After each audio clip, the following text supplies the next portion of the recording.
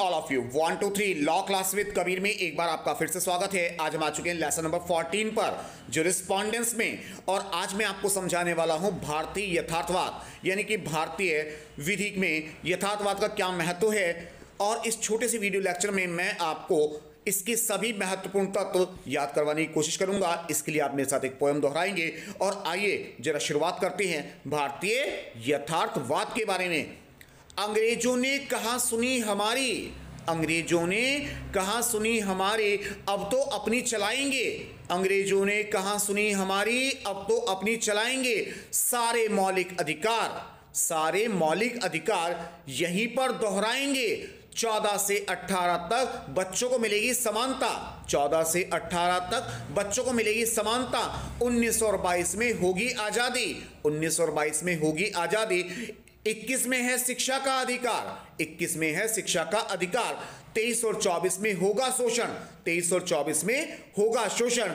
25 से 28 तक धर्म की आजादी है, 25 से 28 तक धर्म की आजादी है। 29 और 30 में संस्कृति बढ़ाएंगे और 32 में वैधानिक उपचार भी तो हम पाएंगे। तो यहां पर मैंने आपको सारे मौलिक अधिकार एक ही छोटी सी लाइन में याद करवाने का प्रयास किया है कि 14 से 18 तक हमें समानता का अधिकार है, 19 से 22 तक हमें स्वतंत्रता है कहीं भी आने जाने रहने की।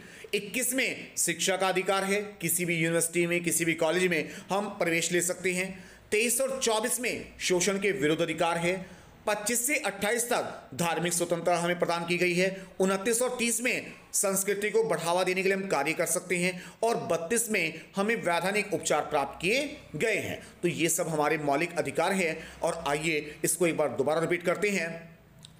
अंग्रेजों ने कहा सुनी हमारी, अंग्रेजों ने कहा सुनी हमारी, सारे मौलिक अधिकार दोहराएंगे। 1947 में भ्रष्टाचार भगाया, 1947 में भ्रष्टाचार भगाया। संविधान के सारे संशोधन, संविधान के सारे संशोधन भी यहां दोहराएंगे। 2005 का आरटीआर भी यहां पर लाएंगे। तो यानी कि कहने का मतलब क्या है कि पहले हमारा देश अंग्रेजों का गुलाम था, तो कहीं ना कहीं हमारे मसलों को इतना अंग्रेज महत्व देते नहीं थे। वो अपने कानून बनाते थे अपनी सुविधा के अनुसार, वह समाज के लिए उचित है या अनुचित है इस बात पर वो कोई गौर नहीं किया करते थे। तो इसलिए मैंने कहा अंग्रेजों ने कहा सुनी हमारी, अब तो अपनी चलाएंगे, क्योंकि अब हमारा देश आज़ाद है और इसीलिए हम अपने समाज की आवश्यकताओं के अनुसार ही कायदे कानून और नियम लेकर आते हैं। सारे मौलिक अधिकार यहाँ दोहराएंगे। तो जितने भी आपने मौलिक अधिकार पढ़े हैं, जो मैंने बड़े शॉर्ट में यहाँ लिखे हुए भी हैं, आप इनको यहाँ पर लिख सकते हैं।